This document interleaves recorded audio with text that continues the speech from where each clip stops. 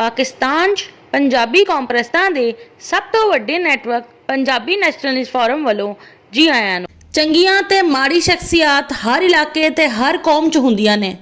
पंजाब, सिंध, खैबर पख्तूनख्वा ते बलोचिस्तान 'ਚ भी चंगी ते माड़ी शख्सियत ने। पंजाबी, स्मार्ट, ब्राह्वी, गिलगिती बल्तिस्तानी, कोहिस्तानी, चित्राली, सवाती, गुजराती, राजस्थानी, पठान, बलोच ते हिंदुस्तानी मुहाजर कौमां 'ਚ चंगियां ते भैड़ियां शख्सियत ने। कश्मीरी, हिंदकू, डेरावाले का शुमार पंजाबी कौम 'ਚ ਹੁੰਦਾ है, लेकिन मसला इस लिए खराब है कि पंजाबी अपनी कौम की भैड़ी शख्सियत के अलाकार बन के पठान, बलोच या उर्दू बोलने वाले हिंदुस्तानी मुहाजर नूं गालां नहीं दिंदे सी। पंजाबी सिर्फ पठान, बलोच या उर्दू बोलने वाली हिंदुस्तानी मुहाजर कौम की बुरी शख्सियत नूं ही बुरा कहंदे सी। जिद्दां पठाना 'ਚ गफार खान, वली खान, असफंदियार, महमूद खान अचकजई, बलोचा 'ਚ खैर बख्श मरी, हरब्यार मरी, अकबर बगटी, बरहमदाद बगटी। उर्दू बोलने वाले हिंदुस्तानी मुहाजरां 'ਚ लियाकत अली खान, अल्ताफ हुसैन, परवेज़ मुशर्रफ। सिंध दे अरबी निजादां 'ਚ GM सईद। पंजाबियां ने ना आम पठान, बलोच या उर्दू बोलने वाले हिंदुस्तानी मुहाजरां नूं गालां दित्तियां। पंजाबियां ने ना पंजाब 'ਚ पठाना, बलोचा या उर्दू बोलने वाले हिंदुस्तानी मुहाजरां नूं कतल कीता। पंजाबियां ने ना पंजाब 'ਚ पठान, बलोच या उर्दू बोलने वाले हिंदुस्तानी मुहाजरां दे नाल जुल्म या ज्यादती कीती। पंजाबियां ने ना पंजाब 'ਚ पठान, बलोच या उर्दू बोलने वाले हिंदुस्तानी मुहाजरां नूं खौफजदा कीता। पंजाबियां ने ना पंजाब 'ਚ पठान, बलोच दी जमीन जायदाद ते कब्जा कीता। पंजाबियां ने ना पंजाब 'ਚ पठान, बलोच नूं कारोबार करन तो रोकिया। पठान, बलोच हिंदुस्तानी मुहाजर, दानश्वरां, सियासतदानां, सहाफियां ने ही नहीं बल्कि आम पठान, बलोच ते उर्दू बोलने वाले हिंदुस्तानी मुहाजर ने भी आम पंजाबी दे नाल यह सब कुछ कीता ते अपने इलाके 'ਚ कीता।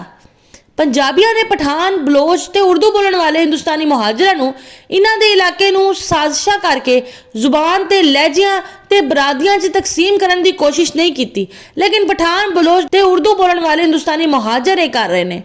हुण चूंकि पंजाबी भी पंजाबी कौम परस्ती की तरफ रागब होंदे जा रहे हैं, इसलिए पंजाबी कौम की तरफों पठान, बलोच ते उर्दू बोलने वाले हिंदुस्तानी मुहाजरां दे नाल थोड़ा बहुत जवाबी रद्द अमल हो सकता है, ताकि पठान, बलोच ते उर्दू बोलने वाले हिंदुस्तानी मुहाजरां नूं अंदाजा हो जाए कि जो कुछ पठान, बलोच ते उर्दू बोलने वाले हिंदुस्तानी मुहाजरां ने पंजाबियां दे नाल करना शुरू किया होया है, वैसा ही कुछ अगर पंजाबी कौम ने भी शुरू कर दिता तो फिर पठान, बलोच ते उर्दू बोलने वाले हिंदुस्तानी मुहाजरां नूं हिफाजती या जवाबी इकदामात करने पैणगे।